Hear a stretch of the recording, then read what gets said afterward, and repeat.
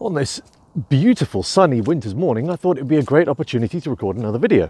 So today I wanted to give you guys a feel for what it's like a year in now.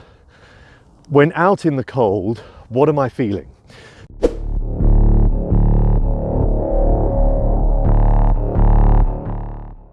So, first off, what I love about this journey of mine and putting my thoughts and ideas out onto YouTube is the engagement I'm getting. So every day now I've got various questions coming at me from you lot, all of which I respond to, and it's those questions that I love answering.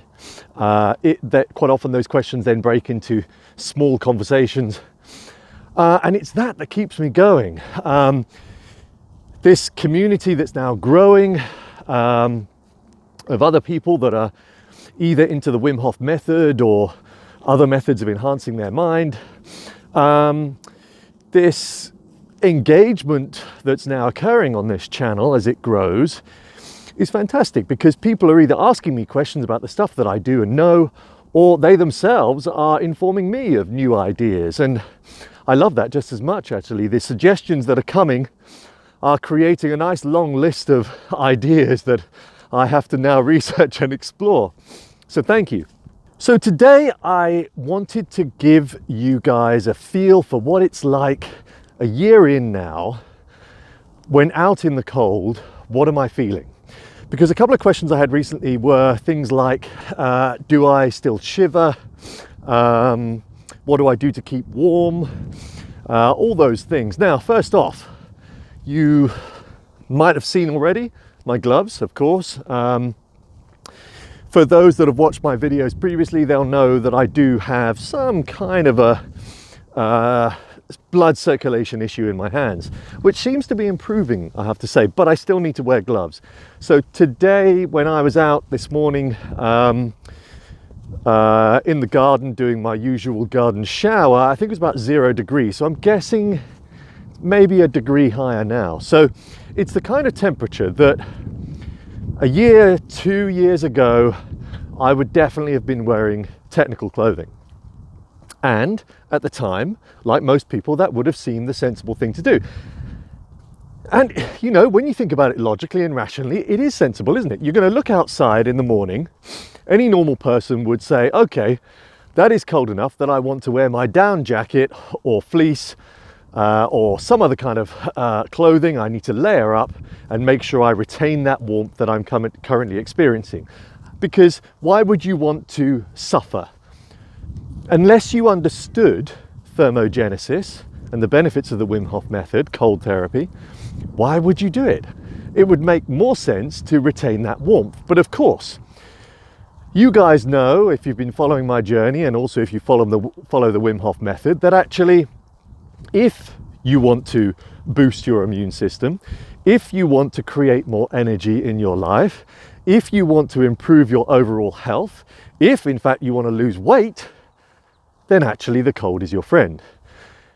Once you realize that, you know that initially you are going to feel what might have been previously described as a suffering experience. You are going to have to spend a couple of weeks, if not more, feeling the cold and probably not liking it initially, until you start to see the benefits. Then you get this psychological switch and you start to enjoy the cold, because of course the memory in your brain of, oh, I've just gone through a month in winter without experiencing some form of illness, that memory retains in a positive area of your brain, let's call it that, and it reminds you every time you're in the cold. So you go out in the cold and you think, actually, this is doing me some good. Or let's say you are overweight, and after a month or two of doing this, you start to see the thermogenesis taking effect. The brown adipose tissue is being reactivated inside your body. It's sending a signal to the brain, and it's burning your white fat, the not so nice fat in your body, for fuel. And so you start to see the weight coming off. So those reasons, those experiences become a fuel and a reason for you to keep doing it. And once you do it, after 3 to 6 months, You're never going to stop. Now, what am I now experiencing? What am I now feeling? I'm walking now, as I say, in what most people would describe as the cold. Certainly all my fellow dog walkers will be in their technical clothing. I am the only one around here still. I can't believe I haven't been able to influence the locals. I'm the only one who's still walking around in his t-shirt and shorts. And my core temperature is warm, so I don't feel the urge to shiver. Where I still feel it, of course, are in my hands, hence the gloves, my nose. So doubtless I would imagine my nose is pink, my cheeks, my ears. If I weren't wearing a hat, I'd probably be feeling it a little bit more there. So, of course, those are the areas you're bound to feel it. You know, if you look at those that explore the Arctic, Antarctic, etc., if they're going to get frostbite, they get it in their fingers or the toes or their nose, the extremities where the blood flow disappears from those areas, because of course the body wants to push the blood to the vital organs.